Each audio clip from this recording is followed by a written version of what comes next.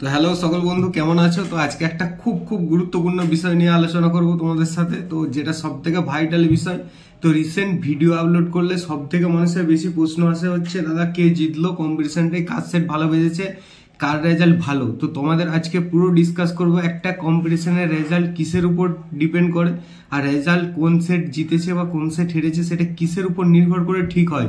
Same amplifier, same box, same speaker, same চং থাকা সত্ত্বেও কেন রেজাল্টের ফারাক হয়, এবং একটা কম্পিটিশনের রেজাল্ট কিসের কিসের উপর ঠিক হয়, মানে কিসের কিসের উপর ডিসাইড হয়, সেটা তোমাদের আজকে সেটা নিয়ে ভিডিও।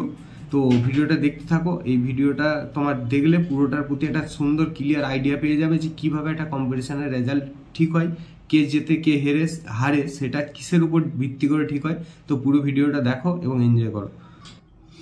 দেখো, একটা সেটের রেজাল্ট কিন্তু ডিসাইড হয় সেই সেটটা মার্কেটে কতটা ফেমাস তার উপরে, সেই সেটটার কতটা ফ্যান ফলোয়ার, সেই সেটটাকে কতগুলো মানুষ ভালোবাসে তার উপর ডিসাইড হয়।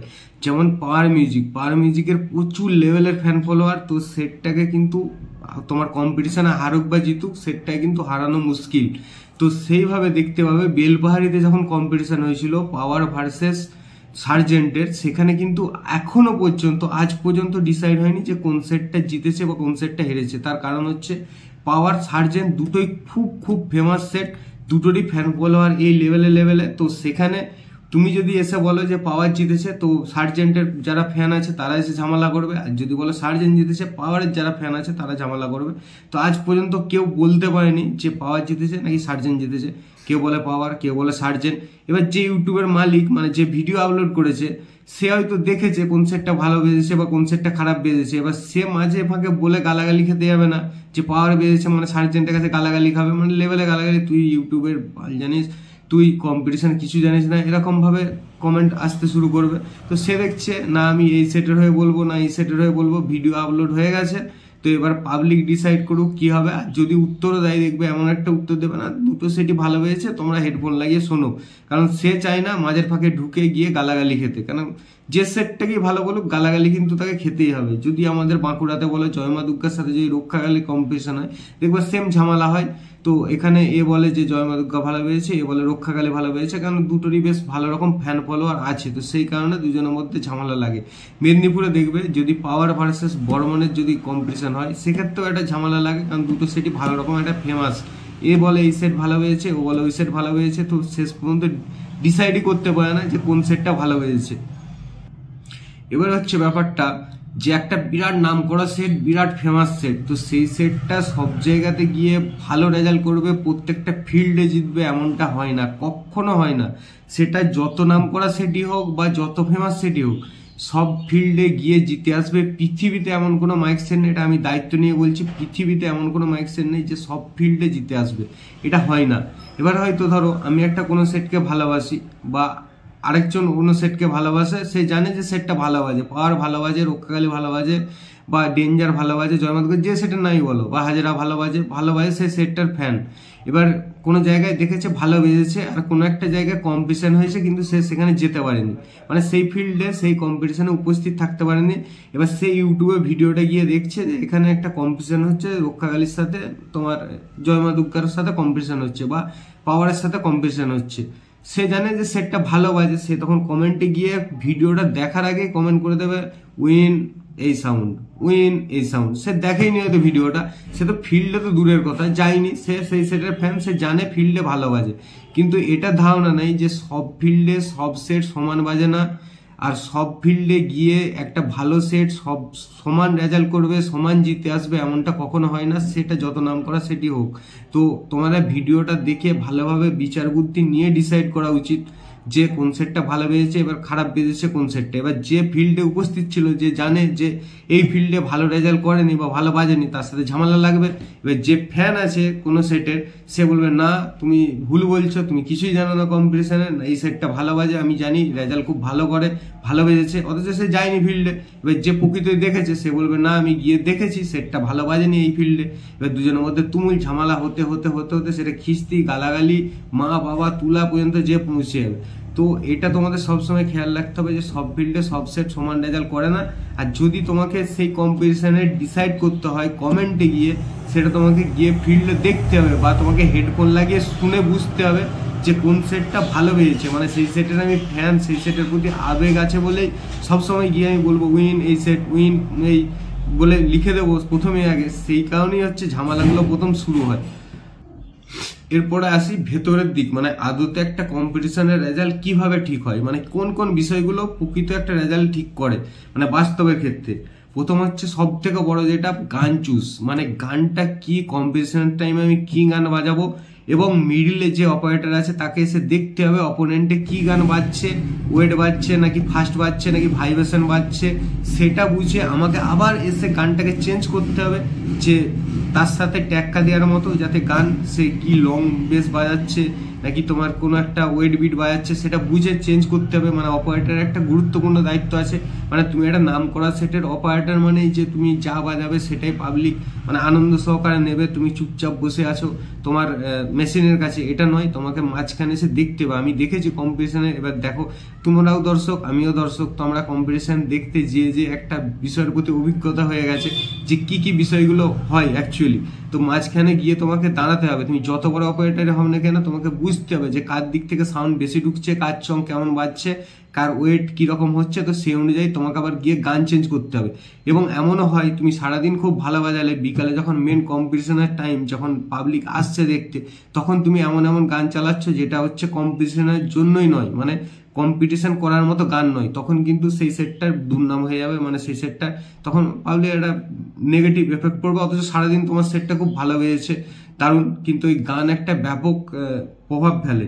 আর দ্বিতীয় হচ্ছে তোমার অপারেটর, মানে অপারেটরের একটা ব্যাপক দায়িত্ব থাকে। এবারে তোমার হচ্ছে একটা অপারেটরের ফেস ভ্যালু এক্ষেত্রে একটা ডিপেন্ড করে। মানে ধরো রক্ষাকালী বাজায় হিমাংশু, জয়মা দুর্গা বাজায় চুনু, তারপরে তোমার ধরো রাজলক্ষ্মী বাজায় বাহাদুর, তোমার এদিকে যদি আমি বলি হাজেরা আমাদের অরূপদা মালিক, তাকে চেনে। তো একটা ফেস ভ্যালু দরকার যে কোনো সেটের না, মানে যে অপারেটর বা যে মালিক।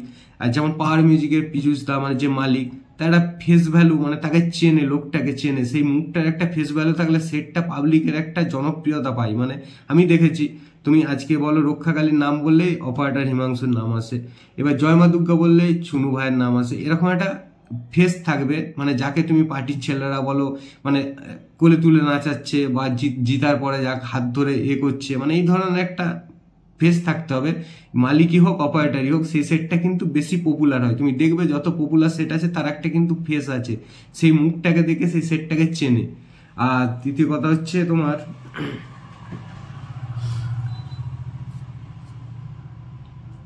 ভোল্টেজ একটা গুরুত্বপূর্ণ বিষয়। যে ভোল্টেজে অনেক সময় সমস্যা হয়, ধরো প্রচুর মেশিন লাগিয়েছে, তোমার 10টা 15টা করে বক্স আছে, 20টা 25টা করে মেশিন নিয়ে চলে গেছে, সেক্ষেত্রে একটা ভোল্টেজে প্রচুর সমস্যা হয়, ফেজের লাইনের সমস্যা হয়। এবার ধরো অপোনেন্টে যারা আছে তাদের ফেজটা অন্য ফেজ থেকে বাজছে, বক্সটা খুব দুর্দান্ত বাজছে, এদের ফেজে ভোল্টেজ কম, পাবলিক তো সেটা বুঝবে না, পাবলিক এসে দেখবে এর সেট খারাপ বাজছে ভালো বাজছে, মানে এর অপোনেন্টে ভালো বাজছে। এবার ফেজের কারেন্টের সমস্যা, এটা একটা ব্যাপক সমস্যা। এবার কারো ডিজি থাকে, কারো ডিজি করতে পারে না, পার্টির থেকে টাকার সমস্যা থাকে পার্টির ছেলেদের, ওটাও একটা ব্যাপক সমস্যা থাকে ভোল্টেজের। আর আরেকটা ব্যাপক ব্যাপার হচ্ছে হাওয়া। যখন তোমার কম্পিটিশনটা হচ্ছে হাওয়াটা কোন দিকে দেখছে, যত বড় দামি সেটই হোক না কেন, হাওয়াটা যদি তার উল্টো দিকে বয়ে তাহলে কিন্তু হেরে যাওয়ার চান্স প্রচুর বেশি। হাওয়াটা একটা ব্যাপক ম্যাটার করে, যত তোমার ওয়াটই থাক না কেন স্পিকারে, যত তোমার অ্যাম্পলিফায়ারই থাক না কেন, কিন্তু তোমার ওই হাওয়ার যেদিকে দেবে সেদিকে কিন্তু ব্যাপক একটা সমস্যা হয়। আর সামনে যেখানে বক্সটা বাজছে সেখানে কিন্তু সামনে যদি পুকুর থাকে, যদি জল থাকে, জলে কিন্তু তোমার ভাইব্রেশন বা জলে ইকো হয়, সাউন্ডটা বেসটা বেশি হয়। আর তোমার যেখানে বক্সটা বসায় সেই অ্যাঙ্গেলটা জায়গাটা, সেই জায়গাটা ধরো যে এই সেটটা এদিকে বাজছে, তার অপোনেন্টে একটা বড় পাকার বাড়ি আছে, তো সে সাউন্ডে ইকো হবে, তার একটু বেশি ফেসিলিটি পাবে। তো বসানোর জায়গাটাও একটা ব্যাপক ম্যাটার করে, যে বক্সটা কিভাবে বসিয়েছে, তার উল্টো দিকে কি আছে, বা তার তোমার কোনো কিছু বাড়ি টাড়ি আছে কিনা, এটাও একটা ব্যাপক কম্পিটিশনের রেজাল্টের ক্ষেত্রে কিন্তু ব্যাপক একটা। এবার হচ্ছে দেখো দুটো সেট দুটো পাড়া থেকে ভাড়া করেছে, একটা সেটের পার্টির ছেলেরা কম আছে, একটা সেটে পার্টির ছেলেরা প্রচুর স্ট্রং অনেক ছেলে আছে। এবার তারা কম্পিটিশন যখন চলছে মাঝে এসে লাফালাফি করছে, চিৎকার করছে, যে অপারেটর তাকে কাঁধে তুলে নাচাচ্ছে, তো সেক্ষেত্রেও একটা পাবলিক যারা দেখতে গেছে তাদের মনে একটা প্রভাব পড়ে যে একে তুলে নাচাচ্ছে, এত লোক লাফাচ্ছে, মনে হচ্ছে এই সেটটাই ভালো হয়েছে। তো একটা পার্টির ছেলে আর একটা সেট প্রকৃতই ভালো হয়েছে, কিন্তু সে তাদের ছেলে কম আছে, 3-4 জন মিলে হয়তো সেটটা বুক করেছে, তো তারা সেইভাবে লাফা মানে চেঁচামেচি মাঝখানে এসে করছে না। তো সেক্ষেত্রে একটা পাবলিকের মনে ধারণা হয়ে যায় কি সেটটা হয়তো খারাপ বেজেছে, এরকম একটা ধারণা হয়। আমি কম্পিটিশনে গিয়েও দেখেছি। আর হচ্ছে তোমার যান্ত্রিক গোলযোগ, অনেক সময় দেখা যায় যে কম্পিটিশন চলাকালীন মেশিন খারাপ হয়ে যায় বা মেশিনের লাইন ছেড়ে দেয়, এটাও একটা ব্যাপক সমস্যা হয়। বর্তমানে কিন্তু অনেক ছোট ছোট মানে অনেক নতুন সেট কিন্তু ব্যাপক পরিমাণে ভালো বাজছে, কারণ তারা অল্প মাল করছে, অল্প মালে যত্ন করে সুন্দর করে মালটাকে বেশ স্ট্রং করে বানাচ্ছে যাতে কম্পিটিশন ভালো হয় এবং বাজছেও দারুণ।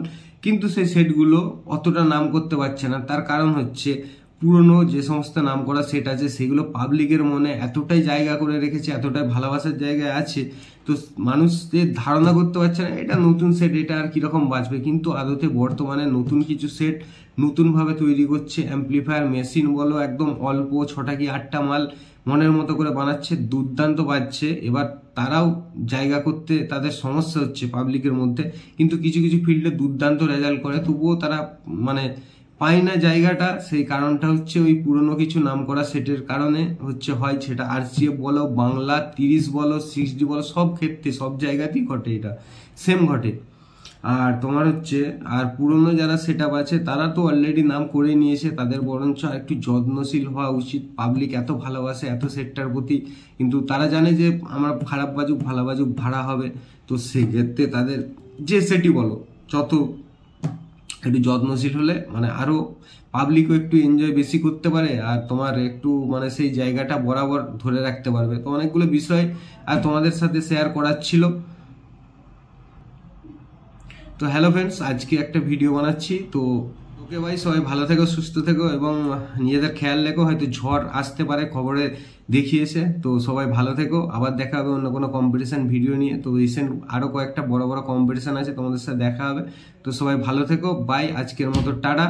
তো ঝড়ে সবাই সতর্ক থেকো, এটুকুই বলার ছিল। বাই। যদি কোনো কিছু তোমাদের আলাদা বক্তব্য থাকে, তোমাদের কিছু নিজস্ব বক্তব্য থাকে, তোমরা কমেন্ট করে জানিও, তোমাদের সাথে কমেন্টে গিয়ে কথা হবে। ওকে, বাই।